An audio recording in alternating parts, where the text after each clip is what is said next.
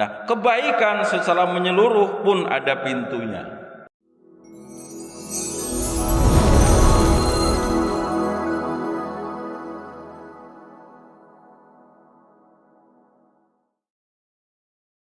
Assalamualaikum warahmatullahi wabarakatuh. Waalaikumsalam warahmatullahi wabarakatuh. Bismillahirrahmanirrahim. Walhamdulillah. Wassalatu wassalamu ala Rasulillah Sayyidina Muhammad ibn Abdillah. La hawla wa la quwwata illa billah. Amma ba'du. Saudaraku, saudara-saudariku yang seiman, Bapak-bapak, Ibu yang semoga selalu dalam lindungan dan kasih sayang Allah Subhanahu wa taala.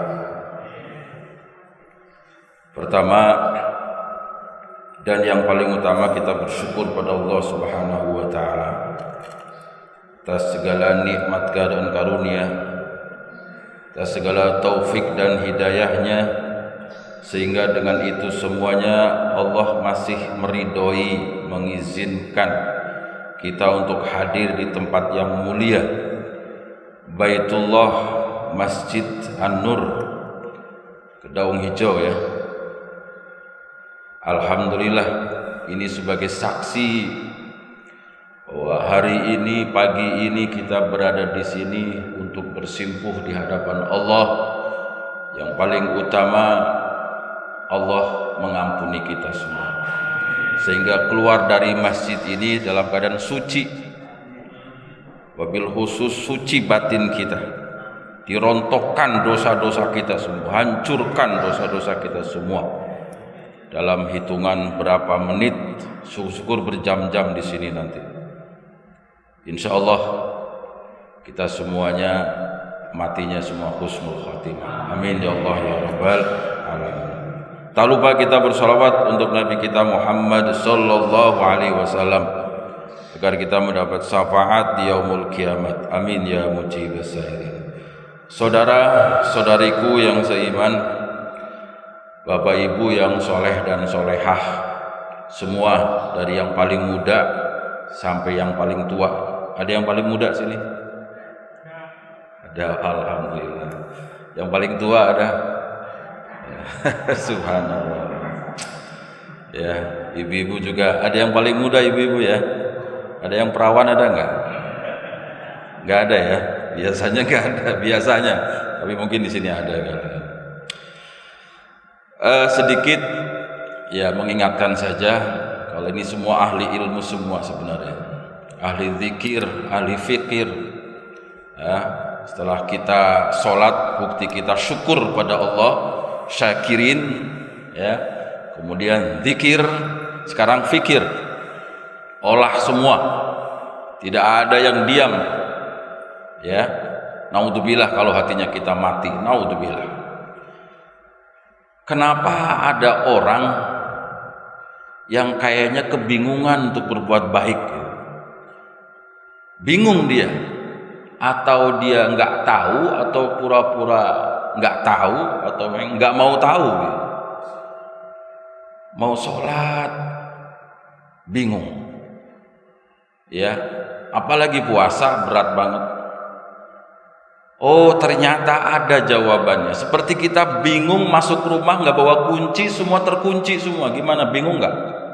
Pernah nggak Bapak Ibu masuk rumah tapi nggak bisa karena apa? Terkunci semua, jendela rumah apa pintunya terkunci. Sementara kita nggak bawa kunci. Pernah begitu nggak? Saya pernah, ya pernah saya. Yang tua-tua biasanya itu ya ngalamin. Kalau yang muda nggak tahu, apalagi masih bocah. Itu bingung itu mau kemana coba. Nah sama, ternyata orang baik, orang mau berbuat baik bingung karena apa? Dia belum bisa membuka pintu kebaikan. Jadi kebaikan itu ada pintunya. Siapa bilang kebaikan gak ada pintunya? Gak tahu dia, gak ngaji dia. Nah, ini sudah diwakili oleh Mu'adz bin Jabal, mewakili umat Rasulullah SAW ketika Rasulullah SAW sampaikan pesan ini. Gak mungkin umatnya kumpul miliaran orang depan Rasulullah, gak mungkin. Maka Mu'adz bin Jabal, ini hadisnya sebenarnya banyak, gak cukup dengan waktu yang singkat ini. Kemudian tibalah pada saatnya Rasulullah sampaikan kepada Mu'adz bin Jabal sebagai wakil umat Nabi Muhammad SAW. Ala adulluka ala abwabil khairi. Ingat, wahai Mu'adz bin Jabal, aku tunjukkan pintu-pintu kebaikan. Ya, jadi kebaikan ada pintunya. Siapa yang bisa membukanya, sama seperti kita bisa membuka rumah kita. Kita leluasa, mau duduk, mau rebah, mau minum, mau makan, terserah. Ah gitu. Kalau pintu surga tahu kan? Yaitu la ilaha pintu otak, pintu hati dengan ngaji.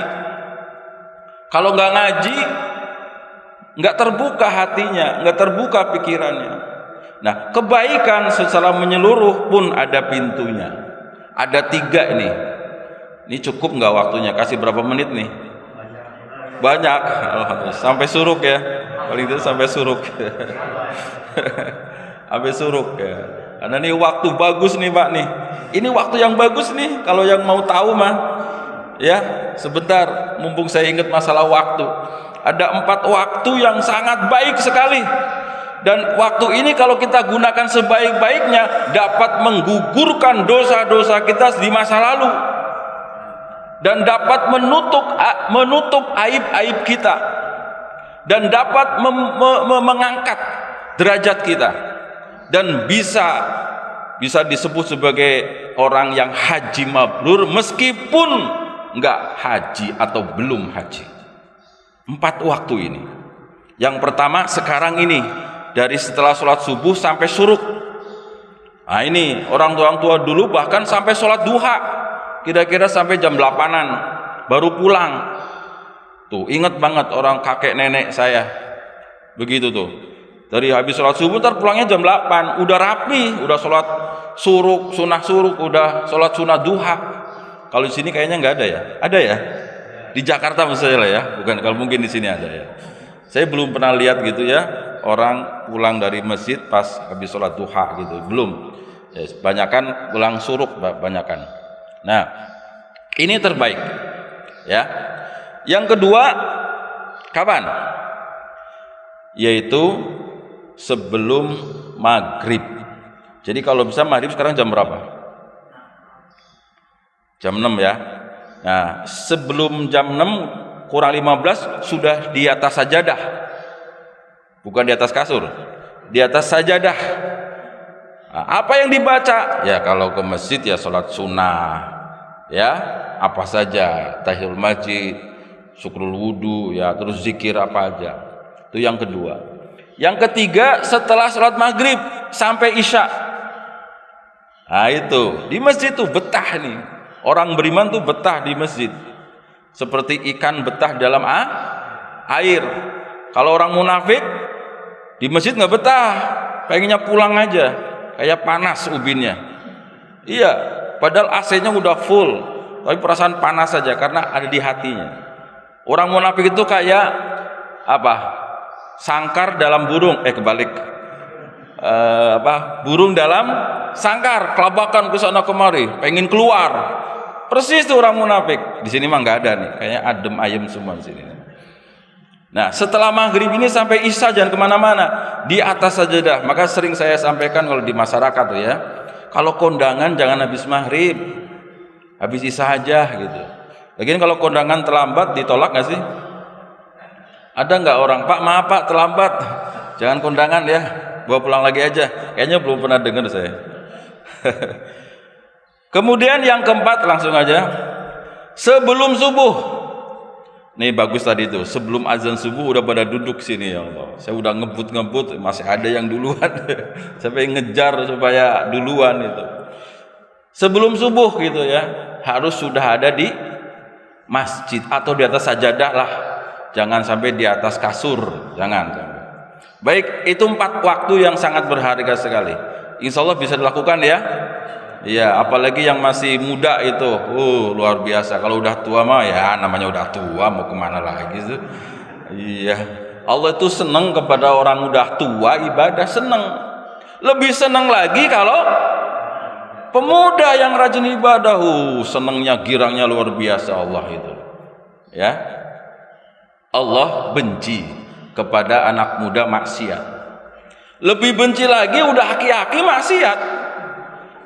Udah aki-aki masih joget, si nyawer, masih mancing, dekil and dekumel. Astagfirullahaladzim. Bukan di sini Pak ya, tapi mungkin bisa pernah lihat gitu ya. Ya Allah, ini termasuk orang yang bingung dalam berbuat baik. Ya, mau berbuat baik bingung, akhirnya nongkrong di kebonan, minggir-minggir sampai ke empang. Bingung gitu loh. Baik, pintu-pintu kebaikan. Yang pertama ini sepertiga, kalau pintu itu lebar, ya kan? Buka baru sedikit, baru sepertiga.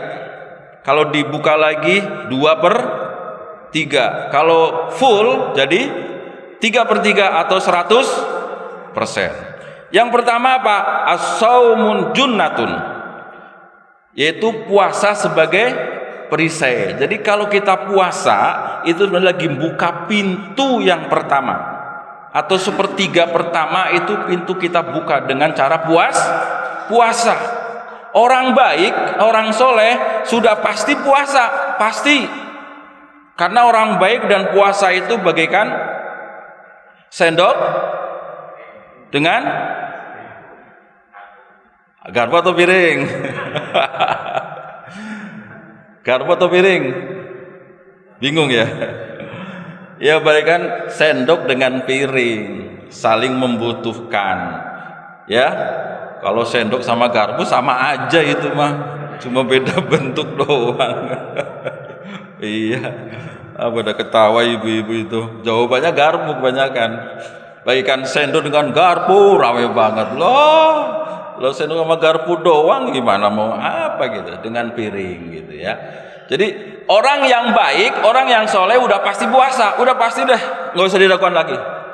Tapi orang yang puasa belum tentu orang baik. Banyak non muslim yang puasa, ada juga yang kejawen puasa, ada yang ilmu kebatinan pada puasa. Ya, saya pernah diajak puasa 40 hari 40 malam, nggak boleh makan, nggak boleh minum. Puasa apaan itu? Nggak mau saya, serius. Ilmu kanuragan apa katanya. Ya nggak mau itu. Nah, puasa, maka paksakan puasa. Nggak boleh nggak puasa. Wabil khusus puasa bulan suci Ramadan, dan ditambah lagi nanti 6 hari di bulan Syawal. Maka jangan kemana-mana nih bulan Syawal ini. Takut bobol gitu doang. Ya, udah di rumah aja selama 6 hari. Ya, hari haknya yang nggak boleh puasa, haram. Nah, Syawal kedua, ketiga sampai ketujuh, ya 6 hari. Nah itu nggak usah kemana-mana dulu dah, ya masih kangen dengan Ramadan ceritanya. Aduh nggak bisa saya lepas. Ibarat kata kita kangen sama orang ya, udah berpisah sedih nangis, fotonya diliatin aja, ya kan? Sama juga itu 6 hari di bulan Syawal itu bagaikan kangen dengan Ramadan. Ini orang beriman tuh pasti. Kalau orang munafik dah ada Ramadan, jangan datang lagi ya. Katanya apa kangen sama Ramadan. Pas Ramadan datang dicuekin, pas Ramadan pergi seneng banget. Tuh munafik itu. Ya orang kalau kita kangen sama Ramadan, begitu datang kita peluk mesra. Jangan sampai lepas. Pas berpisah sedih nggak? Sedih. Lah ini mah seneng banget tuh. Sampai beli pakaian, ya beli makanan. Ramadannya sendiri malah dicuekin. Naudzubillah min. Jadi yang pertama apa? Kebaikan, pintu kebaikan puasa. Ya, ingetin tuh. Dan itu perisai. Ibarat orang perang tuh tamengnya. Kesini situ ditangkis. Pedang dari sini tangkis, depan tangkis. Terus itu. Banyak orang yang puasa itu selamat. Sehat karena ditangkis dengan puasa. Diajak ngerumpi, maaf saya lagi puasa. Diajak joget, maaf lagi puasa. Meskipun malam-malam, maaf lagi puasa. Begitu. Loh, kok malam-malam puasa? Ya puasa batin. Ya gitu, bukan puasa makan, puasa batin. Tidak sampai berbuat maksiat. Jangan sampai siangnya alim, malamnya ganas. Naudzubillah min. Kan ada begitu ya. Dikira bulan Ramadan itu siang doang dikira, malamnya bebas. Enggak. Ramadan itu 24 jam kali 29 atau 30 hari. Itu Ramadan. Dan waktunya berharga semua. Yang sudah aslinya berharga, lebih berharga lagi. Yang tadinya waktu biasa, jadi berharga. Itulah Ramadan.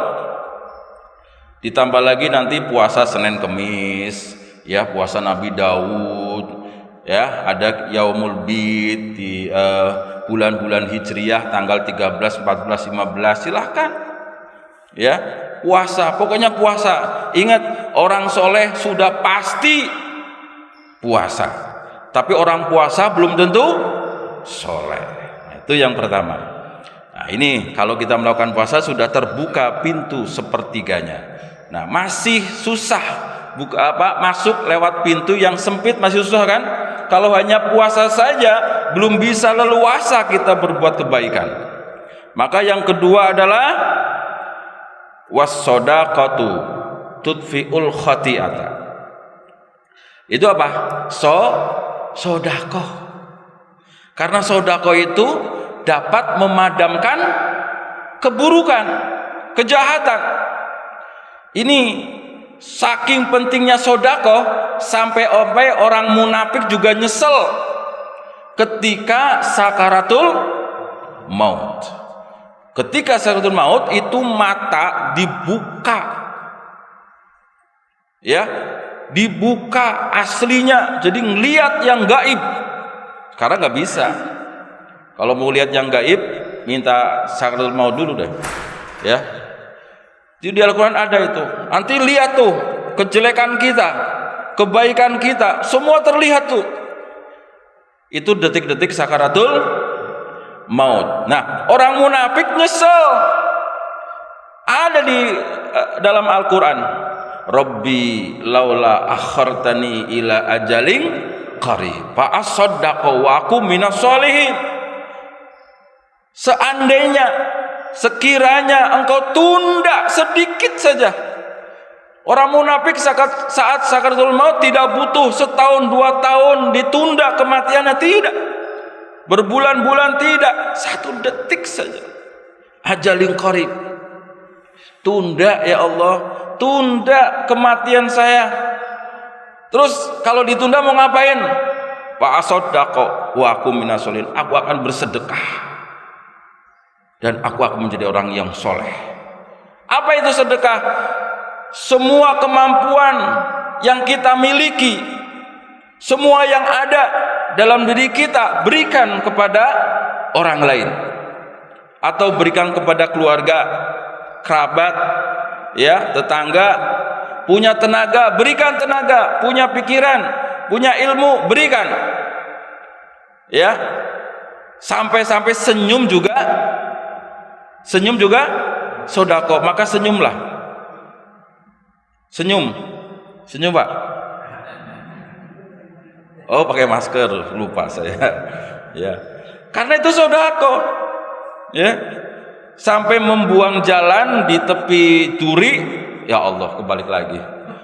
Membuang duri di tengah jalan, paku lah, itu sedekah. Jadi sedekah itu luas. Kalau berupa harta namanya infak, zakat, itu berupa harta. Tapi kalau segala kebaikan semua namanya sedekah. Termasuk Bapak Ibu duduk sini sabar ikhlas sampai tuntas, sedekah. Buat siapa? Buat diri sendiri dan keluarga kita. Itu sholat duha juga sedekah, semua sedekah.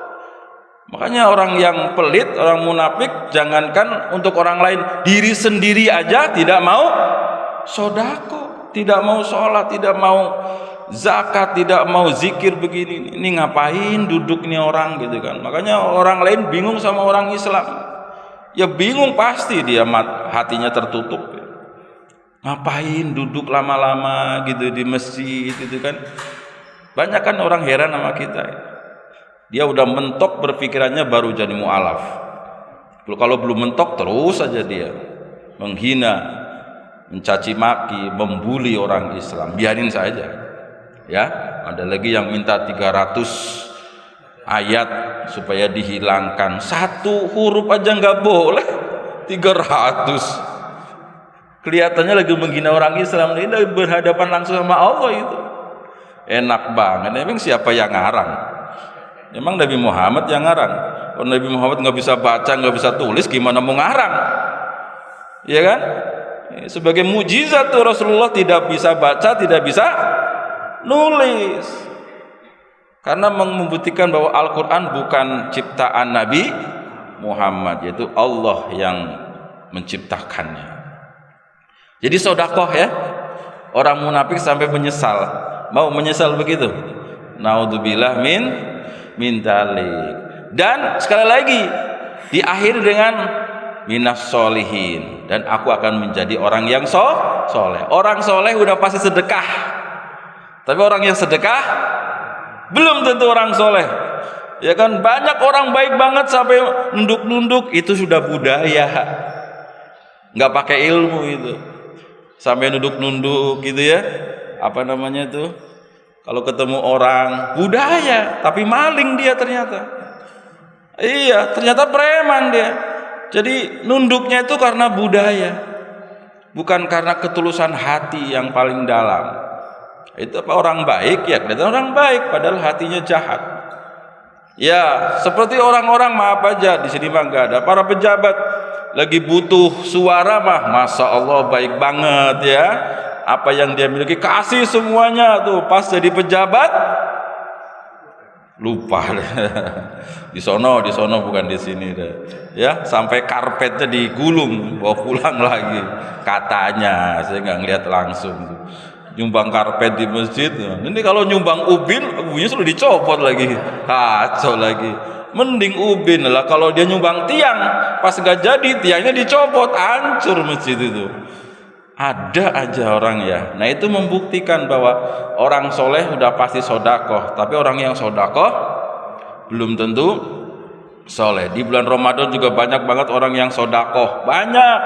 Pas Ramadan nggak ada, ya udah nggak sodakoh lagi. Ya, nah itu naudzubillah min dzalik. Jadi kalau kita sudah sodakoh berarti sudah mulai membuka pintu semakin lebar. Pintu kebaikan sudah 2/3. Ya, nah itu. Jadi kayak pas sakitnya itu sakaratul maut, sampai orang munafik menyesal.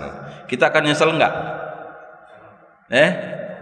Iya, orang jahat nyesel, orang setengah baik nyesel, orang baik juga nyesel. Tapi beda, kalau orang baik nyeselnya kenapa kurang banyak, ya kayak sahabat Nabi namanya Ibnu Rajab itu, subhanallah, ketika sakaratul maut ditampakkan ya kebaikan dirinya itu, ketika dia itu memberikan roti, jawabannya kenapa enggak semuanya.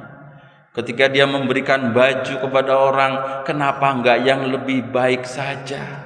Ketika dia berjalan ke masjid, kenapa enggak lebih jauh lagi. Itu Ibnu Rajab, sahabat Rasulullah ya. Ketika sakaratul maut, tapi istrinya hanya mendengar saja. Kenapa enggak semuanya? Kenapa enggak yang lebih baik? Kenapa enggak lebih jauh? Itu 3 hal terucap ketika Ibnu Rajab detik-detik kematiannya. Maka dijabarkan oleh Rasulullah, oh istrinya atau istri Ibnu Rajab almarhum itu, dia itu menyesal. Kenapa ketika memberikan roti, kenapa enggak semuanya berikan saja? Jadi separuh buat orang lain, separuh buat dirinya. Ketika ada orang kelaparan, menyesal itu sudah baik ya. Tapi kenapa masih menyesal? Kenapa enggak semuanya saja? Terus ketika memberikan baju, dia kasih baju luar yang sudah lusuh, kenapa enggak berikan yang lebih baik saja? Terus ketika rumahnya jauh dari masjid, kenapa enggak lebih jauh lagi rumahnya? Yang bagus itu rumah jauh dari masjid yang bagus. tapi dekat dengan kuburan. Itu yang bagus tuh. Bukan berarti yang dekat ini jelek sekarang, ya udah sekarang nggak usah dibahas lagi. Takut tersinggung. Ini yang muda-muda ya, yang belum punya rumah, cari rumah yang jauh dari masjid. Kebanyakan orang nyarinya yang mana? Dekat masjid ya. Lebih parah, udah dekat masjid nggak pernah ke masjid, wah kacau. Kalau jauh dari masjid kan pasti alasan, maaf jauh gitu. Kenapa kok bagusan jauh dari masjid? Langkah kakinya banyak banget. Barusan saya ketemu Haji Rasud jadwal di depan situ, ketemu sama saya, mau anterin, nggak mau, saya mau jalan kaki aja, pahalanya banyak. Wah ya sudah, barusan ketemu. Nah, gitu. Jadi yang bagus tuh jalan kaki jauh masjidnya, gitu, yang bagus. Tapi yang udah terlanjur ya sudahlah, banyak istighfar aja. Ini buat yang calon-calon yang belum punya rumah, yang udah tua-tua mah ya udah nggak usah pikirin lah, sekedar tahu saja gitu ya. Nah itu ya, sakaratul maut kita akan ditampakkan. Jadi kalau orang jahat atau setengah jahat, dia akan nyeselnya juga luar biasa. Apalagi yang jahat, yang tampak kejahatan semua, baiknya mana? Dia nyesel. Makanya kadang matanya melotot, lidahnya menjulur keluar, kayak ketakutan wajahnya, karena menyesal. Jadi semuanya akan menyesal. Cuma insya Allah kita menyesalnya kenapa kurang banyak, itu aja. Sudah ada tapi kenapa lebih kurang banyak? Insya Allah gitu. Nyesal semua. Ada waktu kan masih?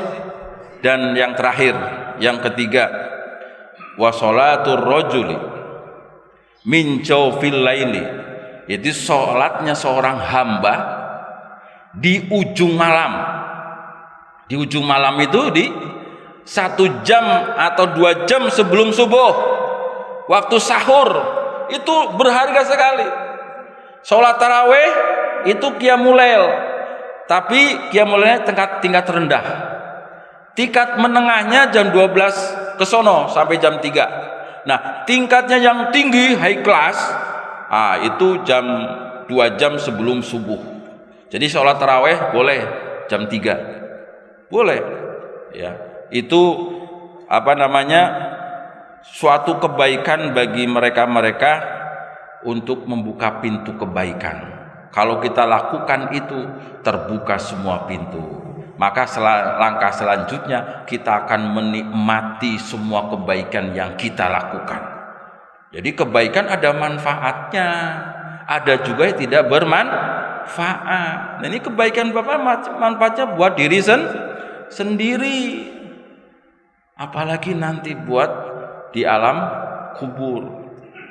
Nah, saudara-saudariku yang seiman, ketika sebelum subuh, jauhkan kita dari tempat tidur, ya. Maka alhamdulillah, begitu saya sadar itu, maaf, kasur saya buang, kasur saya bakar, kasur saya berikan ke orang. Betul, ibu boleh ke rumah saya, Bu, saya nggak punya kasur, ya, gara-gara ngaji seperti ini. Oh iya, bab kalau kita tidur di atas kasur, ya keenakan, akhirnya kelewat semuanya. Ini gara-gara kasur nih saya bilang. Kasur saya berikan orang lain, ada yang dibakar saya. Bener. Akhirnya tidur saya biasa aja di sajadah, di tikar aja gitu. Supaya nggak betah tidur, supaya mintanya bangun terus gitu. Itu aja kadang bisa keenakan, apalagi di atas kasur. Jauhkan kasur itu ya. Alhaqumut takasur. Itu pemahaman orang awam tapi mengena itu. Alhaqumut takasur. Berleha-leha di atas kasur itu. Orang hancur itu karena keenakan atau kesedihan itu. Orang hancur itu karena keenakan. Monyet itu di atas pohon kelapa itu, kata angin yang kenceng, ada monyet, kita turunkan lewat angin. Angin kenceng banget, monyet tambah kenceng pegangannya, putus asa. Angin pertama, angin yang kedua lebih kenceng lagi, ayo kita jatuhkan monyet, lebih kenceng lagi, monyet tambah kenceng lagi, nggak bisa. Akhirnya ada angin ketiga, angin apa? Sepoi-sepoi, ngantuk deh, jatuh plak. Itu makanya ini kadang orang bisa hancur karena keenakan, ya enak tidur, akhirnya nggak sholat subuh, ya kan gitu. Alhamdulillah saya jadi paham itu, ya maka dengan ngaji jadi paham. Subhanallah. Dan perintah Allah, wa minal laili fasjud lahu wasabbihu lailan tawila. Dan pada sebagian malam, maksudnya ujung malam sebelum subuh, ya bersujudlah kalian. Terus perbanyak sujudnya, yang lama sujudnya. Tadi saya terakhir mohon izin yang lama. Sujud yang lama di terakhir minimal baca 3 tadi itu doa, ya doa apa? Rabbana taqabbal minna, dari niat sampai akhirnya terima ya Allah. Yang kedua minta husnul khotimah. Yang ketiga minta taubatan nasuha. Nah yang keempatnya terserah. Itu di sujud terakhir. Maka sholat malam sebaiknya sujudnya yang lama, nangis, ya disunahkan, bahkan dianjurkan dalam Al-Quran.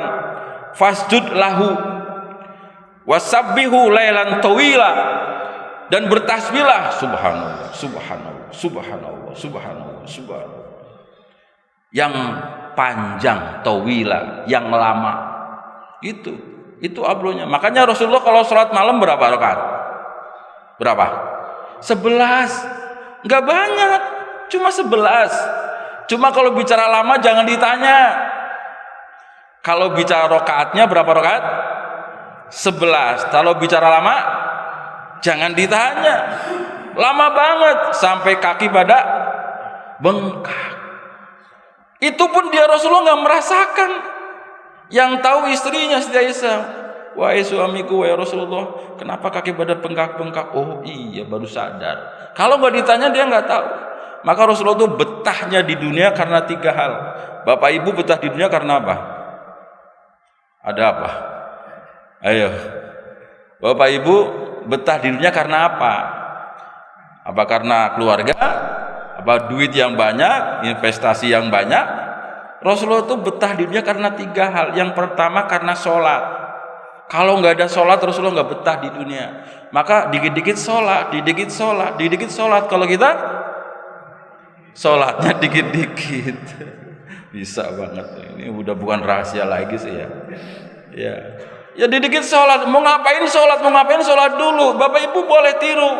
Mau pergi sholat dulu, sholat sunnah safar, kan gitu. Nah pulang bepergian sholat dulu, sholat syukur, kayak gitu. Mau hajatan ya sholat dulu, supaya nggak hujan sholat dulu, bukan panggil pawang hujan, tang teng tong apa.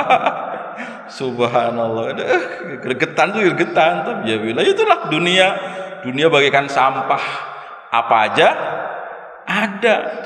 Jangan mengharap Bapak Ibu bahagia di dunia ini, bahagia nanti di akhirat. Ini bagaikan sampah, apa aja ada kok. Kayak sampah apa aja ada. Ya, sampah yang benar ya ada, yang busuk ya ada. Begitu. Orang juga begitu, ada yang orang busuk ada. Iya gitu. Ya. Nah itu. Jadi apa namanya? Apa tadi saya ngomong? Gara-gara ngomong apa coba Pak tadi? Oh iya, nah bagus, makasih. Ini kalau yang ngasih tahu saya lupa. Gara-gara pawang hujan sih tadi. Apa yang kedua? Tadi kan Rasulullah yang betah apa? Sholat. Yang kedua istri yang solehah. Nah itu ya. Bapak-bapak istrinya solehah nggak? Diceknya gampang Pak. Bawa istri kedua aja. Itu yang tes yang paling abdol gitu. Saya juga bisanya ngomong doang. Ya Ibu, saya juga bisanya ngomong. Itu tes paling abdol itu begitu. Ya, nggak ada lagi tes yang paling baik. Cuma itu aja. Kalau itu nerima berarti soleha. Ya, Rasulullah itu istrinya 9. Nggak ada yang cekcok, nggak ada yang ribut, nggak ada yang berantakan, nggak ada yang jambak-jambakan, nggak ada. Semuanya nerima semua. Ya manusiawi pernah ada, ya si Aisyah cemburu, itu kan. Siti Hafsah juga ribut, itu cemburu intinya. Tapi ditegur langsung ya selesai urusan. Enggak, ceraikan aku, enggak ada. Kalau istri ini minta cerai, jangan harap bau surga. Bau surga aja enggak dapet kalau istri minta cerai. Selama suaminya itu Islam, enggak boleh istri minta cerai. Kecuali suaminya murtad, itu otomatis cerai, otomatis. Tapi selama Islam Muslim, bagaimanapun sikapnya, nggak boleh minta cerai. Karena apa? Hukumannya nggak dapat bau surga, apalagi masuk surga. Baunya saja nggak dapat tuh para istri ya, hati-hati dengan para suami ini. Nah, itu. Nah kalau suami gimana? Kalau nggak dapat bau surga, kalau nggak punya cemburu. Istri pulang malam, berangkat gelap, pulang gelap, bodoh amat. Itu suami yang nggak dapat bau surga, nggak cemburu. Jadi yang wajib cemburu itu suami. Kalau istri nggak boleh cemburu, karena jatahnya 4. Cemburunya itu 25% aja. Ya, jadi kalau 4 100% cemburunya. Udah Pak, udah 4, jangan nambah lagi. Ini buat ilmu saja, praktekin terserah. Yang kedua, yang ketiga adalah parfum, wangi-wangian. Maka Rasulullah senang banget kalau orang pakai parfum, senang. Tapi untuk para bapak sebaiknya, kalau ibu nggak usah, ya karena jadi fitnah. Ya apalagi yang masih gadis, ya udah gadis, ya, cakep, parfumnya juga enak gitu, gitu kan. Jadi untuk para bapak-bapak pakai parfum. Banyak kan yang jualan parfum, banyak kan. Apalagi ada masjid, mungkin di sini belum kali ya, namanya masjid baru ya. Itu udah sediain parfum untuk setiap pojok, setiap depannya. Nanti panitia siapin nanti lama-lama gitu kan. Parfum-parfum yang wangi-wangi itu. Nah, ini 3 hal yang membuat Rasulullah betah di dunia. Nah, sekarang kembalikan ke Bapak Ibu, yang membuat Bapak Ibu betah di dunia apa? Silahkan ditulis di buku. Nah, sampaikan kepada ahli warisnya, yang membuat saya betah apa? Ya, cukup ya?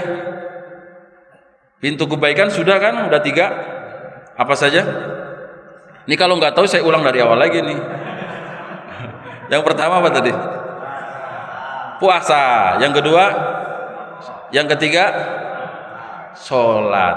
Ya, orang soleh, sholatnya di ujung malam.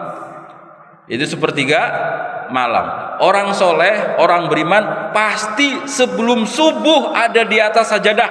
Itu aja, udah pasti. Dan yang dipegang tasbih, bukannya gaplek. Ya, di atas sajadah yang dipegang gaplek. Loh, megangnya HP. Iya, nggak apa-apa. Tapi HP-nya ada Al-Qur'annya, dibuka Al-Qur'annya, baca Quran. Nah itu, insya Allah kalau kita lakukan semuanya, pintu kebaikan terbuka lebar, dan melakukan kebaikan apa saja di dalamnya dan manfaat buat kita dan keluarga kita. Akhirnya saya tutup dengan ku anfusakum wa ahlikum naro. Dengan itu semuanya untuk menjaga diri dan keluarga dari siksa api neraka, bukan dari pandemi, tapi dari siksa api neraka yang maha dahsyat. Ya, kalau bukan kita dan keluarga kita, siapa lagi nanti ya. Semoga kita semuanya selalu dalam keadaan sehat walafiat. Yang sedang sakit ada, yang sedang ada masalah ada. Semoga Allah berikan jalan keluar dan diberikan kesembuhan yang Allah meridhoinya. Dan keluarga kita yang sudah tiada, semoga bahagia dalam kuburnya dan dipertemukan lagi dengan keluarga di surganya Allah Subhanahu wa taala. Al-Fatihah. A'udzubillahi minasyaitonir rajim. Bismillahirrahmanirrahim. Alhamdulillahirabbil alamin arrahmanir rahim maliki yaumiddin. Iyyaka na'budu wa iyyaka nasta'in. Ihdinas siratal mustaqim. Shiratal ladzina an'amta 'alaihim ghairil maghdubi 'alaihim waladdallin. Amin. Wallahu a'lam bishawab. Mohon maaf lahir dan batin. Sekian, assalamualaikum warahmatullahi wabarakatuh.